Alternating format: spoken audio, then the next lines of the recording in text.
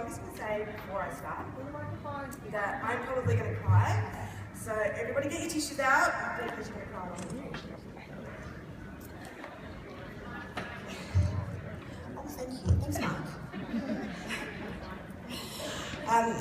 My name is Andreacchio. I'm the director for Incandescent Brilliance, and I'm going to have a little chat to you about inspiration and what it means to inspire.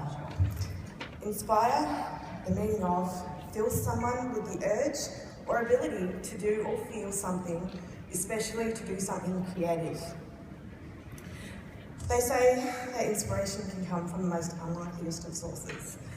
I'm still not sure who they are, but I think they might be onto something. Inspiration is what can allow others to relate to you and spur them into action, such as joining your team, working their business, or choosing you as their consultant. We humans are an interesting bunch, aren't we? All human behaviour is motivated by two things: seeking pleasure and avoiding pain.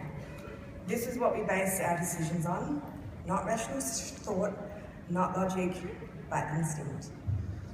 I don't know many women who try on a pair of jeans and think to themselves, geez, these jeans, these make my bum look huge. I think I'll buy them. We will generally always move towards those things that give us pleasure and avoid those that could hurt us or cause us pain. So how is any of this inspiring? Well, it wasn't until I incorporated parts of my life and my past into my business that I realised that my story inspired others to either seek out pleasure or avoid pain. My life had become part of my brand. You're probably wondering what the heck I'm talking about. So I'm going to cut to the chase and I'm going to tell you a little bit about my story. I'm one of those really unfortunate people who has had a house fire caused by candles. Around 11 years ago, I was living with a housemate who had mental health issues. This particular Saturday night, I was staying at my partner's house, and unbeknownst to me at the time, my housemate suffered a suicidal break and, as a result, was carted off to hospital by paramedics. In their rush to get her to hospital, the paramedics didn't realise the candles were burning in other parts of the house. And I'm sure you can guess what happened next. I came home the next morning to find my home gutted.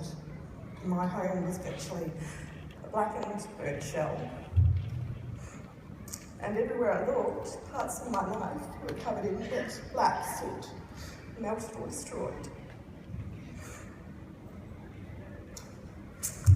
Clothes, furniture, sentimental items, my brand new Discman, everyone remembers those, right? Destroyed or waterlogged. Turned out one of my cats had been resuscitated by firemen, and on calling her name, she came out from hiding in a neighbouring bush. I rushed her to the vet, where she spent 24 hours in an oxygen humidity. It wasn't until I was sifting through the debris later that day, trying to salvage anything that may have survived the fire, that it really finally hit me. I was homeless, and I had no home, and I'd lost virtually everything I owned. Where would I go? What would I do? It's as surreal as it sounds, and I still remember the shock and disbelief as if it were yesterday. I would show you photos, but my camera looked a little something like this. If you don't laugh, you'll just cry, right?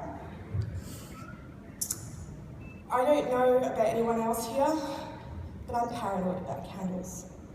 Since that day, I've only really used them for decoration, the occasional blackout, or for that once in a blue moon bath, until I attended my first Sensi party back in October 2013 and fell in love with the product safety features. By the time that party was over, I just knew I had to share these products with everyone and anyone. I didn't want someone else to experience and lose what I had. Homelessness isn't fun. Starting from scratch is hard. But what really got me to this point? What was the catalyst that brought me and Sensi together? What is my inspiration?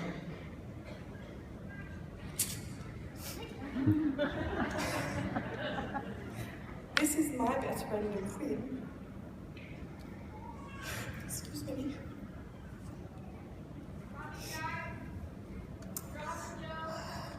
On May 1st, 2013, I drove my best friend Lou to the hospital after she hadn't been feeling well. On May 13th, 2013, at 5:20 p.m, my soul sister passed away from ovarian cancer. In 13 short days, I had lost one of the people I connected with most on this planet. So quickly, with barely a goodbye and an I love you, she was gone, and all the colour in my world left with her.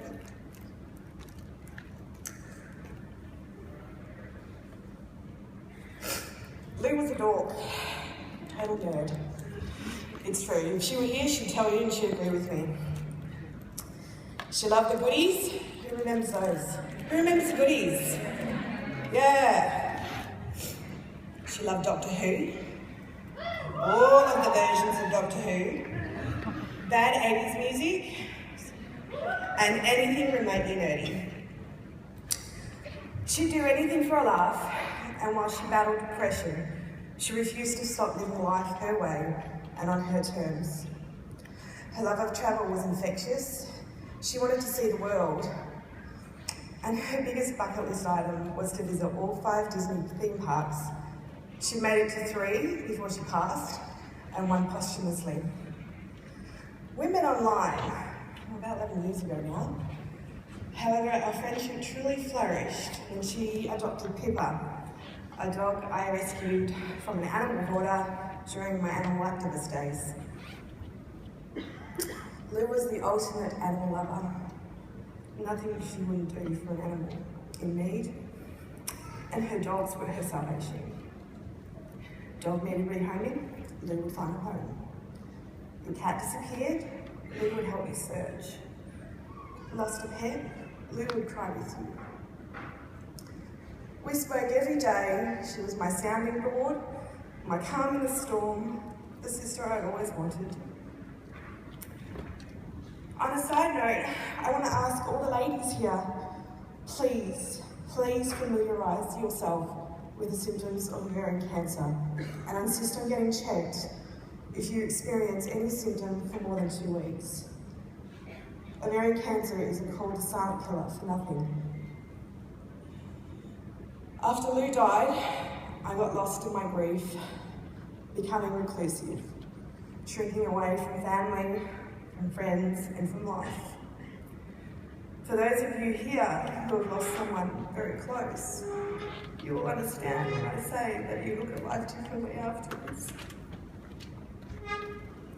The lessons I learned from Lou: love what you do. Take that leap of faith in yourself. Don't let life pass you by. Do what makes your heart sing. And feel that fear and do it anyway. Lou taught me that life is too short for something you hate. I hated my job. I hated the traffic, getting to work and the best part of my week was 4:30 p.m. on a Friday. Who here can relate? Yeah. That's right. On top of that job that I hated, I had a chronic illness. It's an invisible illness called fibromyalgia. Hands up if you've heard of fibro. It's like chronic fatigue syndrome, but just with the added extra bonus of creating pain in the joints and the muscles of the body. It brings its own challenges. Some days I struggle to get out of bed. Other days I feel normal. But regardless, I dragged myself into a job that I hated and just hope that my body would put up with it just one more day. That was not living, that was existing. Who here just wants to exist? Who doesn't want to get up every day knowing that they're going to make a difference to the world? So I quit my job in August 2013. I took a leap of faith in myself and I enrolled in a triple diploma. Studying counselling, community service work and family intake work was something I dared to do for the longest time. People were forever telling me that I should do it. I'd be great at it, and I sincerely love to help others. Life always seemed to get in the way, and my fear of failing and of not being good enough had always stopped me from taking the plunge. As classes began the following year, I figured I should do something with my time, and I thought that party plan could be a viable option, and I could perhaps make some extra money on the side. Along came that Sensi party, and the rest is history. I'd never worked in direct sales before. I didn't like to hold parties myself, and my own beliefs were party plan isn't a real job. I had no idea where to start, and due to my reclusiveness, I had fallen out of touch with so many of my friends. Yet I figured I had nothing to lose, so I trotted home to tell Tubby I had a new job. Sensi has become the thing that makes my heart sing. It doesn't go without its challenges, but it has allowed me to stretch and grow in ways I'd never imagined. That job has also inspired me to fulfill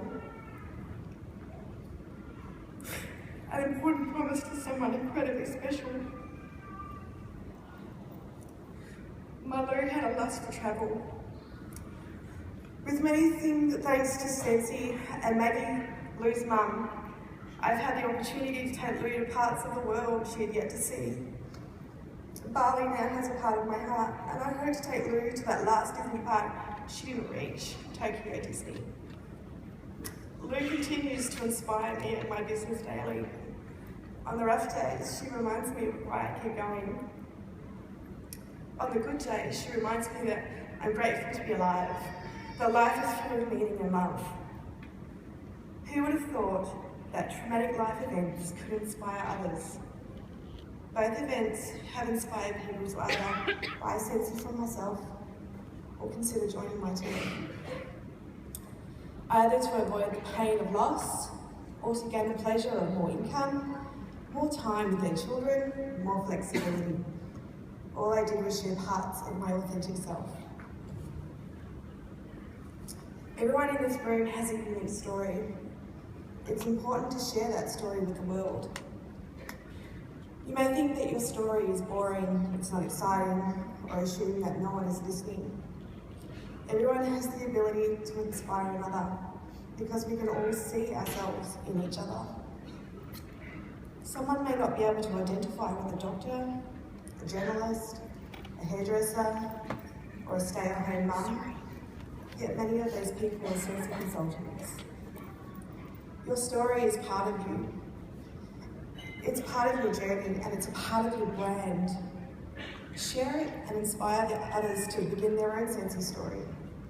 Thank you.